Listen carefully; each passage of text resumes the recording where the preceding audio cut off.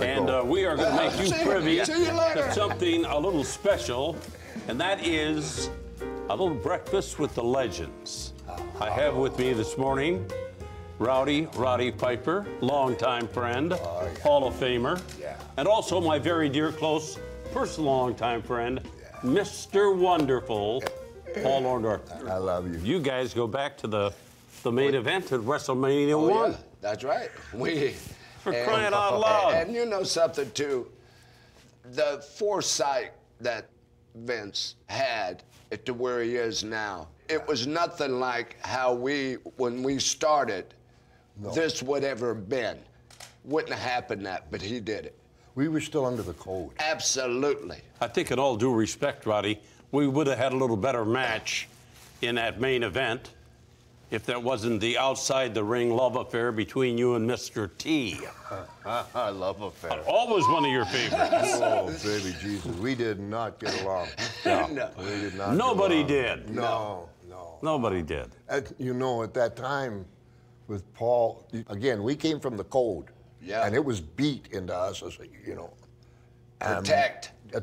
Protect. Protect. And if somebody comes into our business that is not part of it, like what Mr. T wanted to do, he wanted to come in, play wrestler, throw our heads together, whatever, you know. Like anybody could do it. Yeah, and then go up and brag and laugh and, you know, how much fun those phony wrestlers are. And what's not understood was with Paul, thank you, sir, and myself, is like everybody in the wrestling industry, from us down, they were counting on us. If we had let T do that, that's right, we would have discredited everybody. Open the door. All those guys that you've never heard from on the card that were just as great, all down, they were counting on us to keep the business strong and forward. Don't you think that bringing in mainstream people is part of our business? I'll go back to one. Okay. Muhammad Ali, Cyndi Lauper, friend of yours. Yep. Yeah, Mr. T was there, but I mean, Billy Martin was the ring announcer, and dozens of others. But they weren't, like Muhammad Ali, he was the special referee and didn't get involved. And besides that, he's Muhammad Ali. But the guy, it was just, and Billy Martin and all those other, Cyndi Lauper, they were all great. They added to everything you're saying, the show business, yes, sir. But T was coming in the ring. I was going to hurt him. I was going to get him down on the floor and let him headlock me. I was going to spike him. And, you know, then it became a matter of honor, and a lot of other things came into it, and like, I can control the damage, but if I take that route, it didn't suit me in my heart. I don't know how to say that. Yeah, I'm with you. Hey, I was right there beside you, brother. I know you were. After WrestleMania, I'm with Morocco, and I think in People's Airline or whatever, and it's in Time Magazine. And, you know, Time Magazine is talking about WrestleMania and pulling us all apart. And then it had a statement. Time Magazine said, thank you, professional wrestling is 99% fake. This is Morocco reading it. But he looks at me, Morocco did this. Morocco looks at me in Time, he throws the book, he says, see, they don't even know. It is or it isn't? Yeah. What are you trying to say here? Yeah. What we were is action sport athletes. You got to realize, and I'm putting this on us too, what I mean by this, not everybody could have done that. We were special. That's why we're sitting at this table right now, because we were special. Vince knew that. And the more he did, the more we got bigger. I think because we knew how to do it. Yes, sir. And we got an opportunity, and if we didn't get an opportunity, we made one. I know where you're sitting at this table, Paul. You know what I mean, don't you? Yeah, but I know why you're sitting at this table. 100%. Exactly. Because I'm picking up the tab. That's exactly right. You're the one with all the money. But that's true. If they didn't give us an opportunity, we would take it. Oh, we were going to do. I was. I know you were too. The thing, I think, we were all in. I heard a fella say, you know, these days there's more TV and than you guys had. So, you know, you got your A match, your B match, you know, and C match. You know, I only got one match. Yeah. That's everything I can do. We had a match after the WrestleMania and maybe Boston. We had one match. Baby Jesus. I challenge anybody else to go that hard. Whoa. Yeah. Yeah, we were. But yeah, I remember. Yeah. I remember that. It's one of the best. I could honestly, I got chill bumps. Yeah. I can remember that match. Me too. Holy cow. It was. No, I think my point there was that out of WrestleMania and the talent they had, then Paul and I got into a program. We were so conditioned by being in the ring. Every one of us was in the gym in the morning. Yep. And was wrestling that night, and was in the gym the next morning for years. Oh, there was no not stopping. 2 days a week, not 3 days a week, 5 to 6. Yes, sir. Sometimes 7 if it was a pay-per-view. Yes, sir. You, me, and Gene, no matter what it was, how the people was, they were all down or whatever it is, they just couldn't, they had a bad night or they didn't have enough money to buy a Coke for the kids or something. Yep. Before it was over with, we had them up screaming at us, throwing stuff in the ring. Yes, sir. 26 stitches in my lip because of you. Threw a whiskey bottle, a little bitty whiskey bottle, right there, split Nothing me in it, open, I hope. and I bled all over you. I bled all over you. You were bleeding, I was bleeding. We all bled all night long. Yeah, we did, man. Guys, Yes, if sir. I can kind of break in here, dig in, by the way, Roddy and Paul. God, we got to have some road stories. I'm gonna start with you on that one again too, Roddy. Road stories, what we did on the road, and some of the crazy things that happened when we were on the road that you can tell. Whoa, that limits Does it. that limit it a little bit? That limits it a bit up. But I recall an incident that I only heard about, even though I happened to be there at the time, in Fresno, California. Not me. I tell you, I turned it it ain't off. me. You should leave it in. It's great Oh, stuff. Jesus Christ. Come on, Gene, damn it. Holy cow. Hard to find those kind of moments. So we were in this Mexican restaurant, and everything was on the house, including the tequila. Wah, wah, wah. Including the tequila. Including the tequila. You got a all hell of a wanted. deal. Yeah, it's not like that anymore, though. And they finally, closed the restaurant, and there's Bobby Orton, Ace, the only man that's had a broken arm for 2 years. Gene, you want your water? That's a personal question. Well, if you're not going to drink it, I want Be it. my guest. There you go. Thank you, See, sir. that's how we used to take care of each other. Right. Thank you. So we left.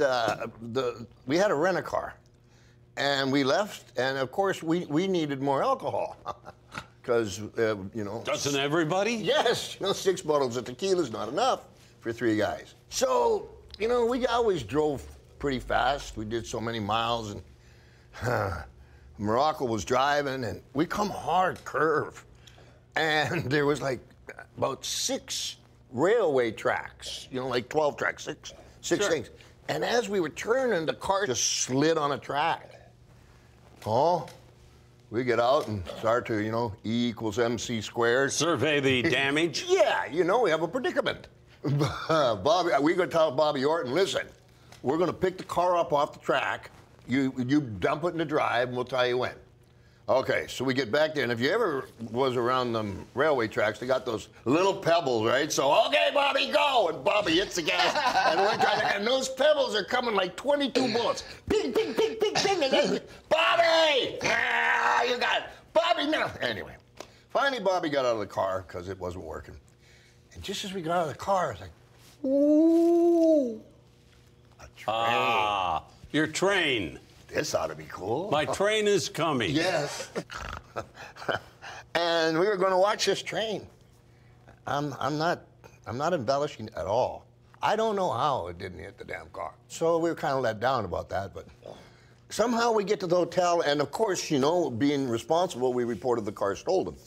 And got into the lobby. Please. And there was like SWAT, woo, woo, woo, woo. dogs, you know. And what finally happened was they put me in jail because I hadn't checked into the hotel yet, and they put me in as a vagrant. So, you know. Nice room? I had to, well, after I kicked a few people around and made my space, and, you know, no one's going to bail me out. And finally... Didn't I bail you out? I remember something. I bailed you out. I forgot that. Well, how about that? You bailed me out.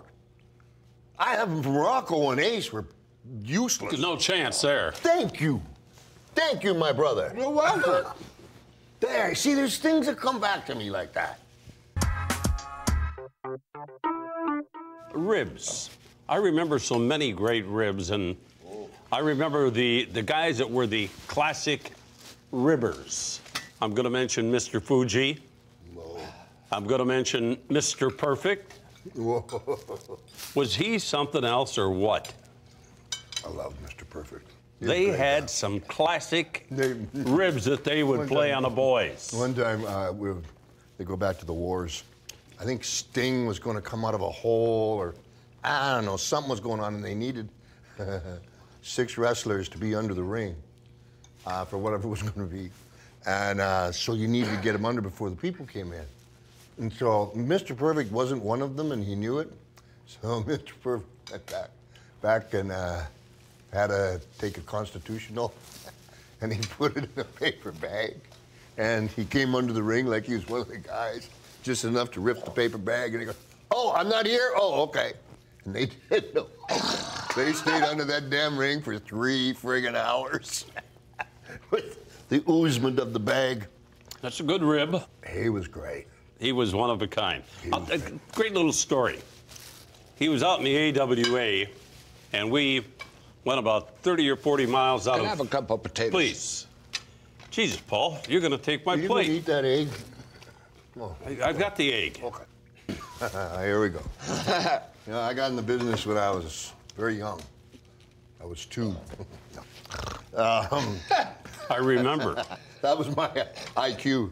Johnny Valentine would had a thing, and he would do it in your cowboy hat and your boots. He had a thing? He had a thing, and that's what he'd do. Johnny Valentine would come in there. He'd get down like this, and he'd start taking a shit. And he could get that right in the cowboy hat, but the true mastery of it was he could put the Dairy Queen whip on it every time. You know, on the ice cream with Dairy Queen, he could and put the Dairy Queen. Am I bothering your breakfast? No. Dairy. Okay. That's been taken care of already. Are you kidding me? No. This gets really. I'd heard that story. No, I couldn't handle that. Then, like a couple months later, thank you, sir.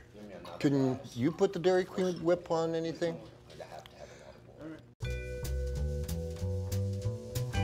Mr. Wonderful, Paul Orndorff. And my God, you are wonderful. I am wonderful. You are. My wife tells me that every night. The real test, the litmus test, is does your mother-in-law tell you that? She's dead. You got out of that made, one. brother. Yeah. You got it made. Give me the handbook. Your wife tells you you're wonderful every night, and the mother-in-law's dead. Yeah. I ad-lib everything. You can't ask for more than that.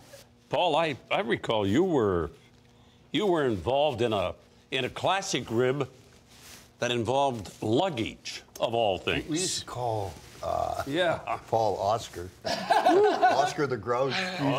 He got pissed off, man. That's where you got the name. I still call that. You just brought it up. Everybody was calling me Oscar. My wife called me Oscar the Grouch. Now tell me why they called you She Oscar. did. I love it. Holy cow. Tell me the incident about the luggage. Somebody, I just bought a nice bag, right? And I mean, it's a bag that I was looking at and I'd studied, and finally I went ahead and bought it. You know, I was that way because I'd try to get cheap, you know, and get the You best were close deal with I the could. dollar. Oh, yeah. You wanted to get good value. Exactly, I did, you know. And anyway, I bought the bag. And I don't know where it was at. I can't remember what town. It was many towns, Paul. Yeah. It was many towns. And not Right. important. It was, yeah. But anyway, I go to my bag, and there's about 18 locks all over the damn thing. Locks? Locks. Somebody had put locks. What do you mean, padlocks? Or? Padlocks to count with the keys, crap, and then they had the round kind that you had a combination, and they put all this stuff on my bag, and I went freaking berserk. If I'd had a gun, I'd probably shot everybody in the damn building just to get the person that did it. He said, Wow, this man. beautiful bag and like a lock of night. God, I love that bag too. I've been looking, you know, I did my, you know, I did. We could hear him coming down the halls to the room. Right. Well, that. It was great. I mean, That's bad rip. Nobody, I'll be Original. honest, nobody ever owned up to it because at the freaking time, Yeah. I would have, I'm sorry, but I would have because that really upset me. Boy, did it. I didn't do it. You don't never mess with a man's bags or shoes gear. or his work stuff. That's the truth. And some asshole did. And I'll tell you, if I could. That's a compliment to a lot of people. We all tried to find out. That's a compliment to Right. Well, it worked. I'll tell you what, it worked. But then afterwards, Oh, we laughed. I got thinking about it. It was funny as hell. Oh, we laughed. I ended up, I couldn't help it. Oh. Guys, But it took a while. It took, what- you know, a couple years. Oh, yeah. I finally did. I'm going to bring this one back from a long time ago. Whoa. We were returning from that show in the late 80s over at Wembley in England, London, England. Yeah. And one of the guys on that tour, I mean, Greg the Hammer and all of the regular boys, Bret Hart were all there. Roddy, I'm sure you were there. Paul, I don't know, but maybe you were there. And we get into Kennedy Airport, and there is a gentleman from the province of Quebec in Canada by the name of Frenchie Martin, I love him. the Halliburton. Yes. And he would fill assorted goodies in there. How do you say? How do you say? I don't know if you can say that or not. Looked like a cigar, but you know what I'm saying. Yeah. And handcuffs and all kinds of Lingerie. and all kinds of sex toys. Yeah. For lack of a better term. Then he would get in the airport, walking down the concourse, thousands of people around him, drop it on the floor, and of course it springs wide open, everything flies across the floor, and the people are aghast. They say, what the hell is this? And he's Frenchie going, oh, no, excuse-moi. I get that. He was such a gentleman. And he's walking around picking everything up. Have you seen my... Yeah, right. It seemed like a thing to do. Yeah. But really a true character in our business. I've had a lot of... I had some mean ones pulled on me, but this one here, I suppose, was for me. I can laugh at it now. But it wasn't funny then. Not funny then. I decided to paint myself half black for one of the WrestleManias. That was it. That was it. So, Vince went and got to a chemist or whatever, got paint that wouldn't come off when I sweat. You know, I had this pretty lackluster match. And come back and the makeup lady, you know, it was a special solution look, just like water. Take it to take the paint off. And so she, boom, and she's rubbing. About 5 minutes later, the same spot she's rubbing, it's starting to bleed. Andre the Giant and Arnie Skolin threw the solution out, just put water there. Now, I'm in Toronto, Canada. I got to go to Portland, Oregon tomorrow. I look at it. I'm half black. There's only one thing to do. Just go get shit-faced drunk. And I proceeded to do that. And when I woke up, don't judge me. When I woke up in the morning, I had all my clothes on. I was on my bed, but like my hotel room door was gone. I don't know what happened to it. And don't judge me. In the middle of the room was a cowboy hat. And I had a 4-foot Mickey Mouse that I had bought to bring to my daughter. It's in the morning, I got a plane to catch. I got my Halliburton, a 4-foot Mickey Mouse. I got to Chicago, and one of the stewardesses copped an attitude and said I was going to have to check Mickey. I bought Mickey a first-class seat, and we drank all the way to Portland. And it took me like about a month in the sauna to get all that off. Andre the Giant and Arnie Skolin. On Arnie Skolin, they switched. Yeah. What am I going to do? Go beat up Andre and Arnie? But you know, in hindsight, it's pretty good, Reb. Tab, please. All right. Tab, please. I love you. I love you guys, I gotta tell you, brother. Nice. it has been enjoyable. I hope you didn't just drop by for breakfast. No, I dropped by so I could get some love. We'll have to do this again. Yeah. How about if we go have a cock? Wait a minute. Yeah. Well, it's past 5 someplace. Yeah. Let's go have a cocktail. 5 o'clock somewhere. Cheers, boys.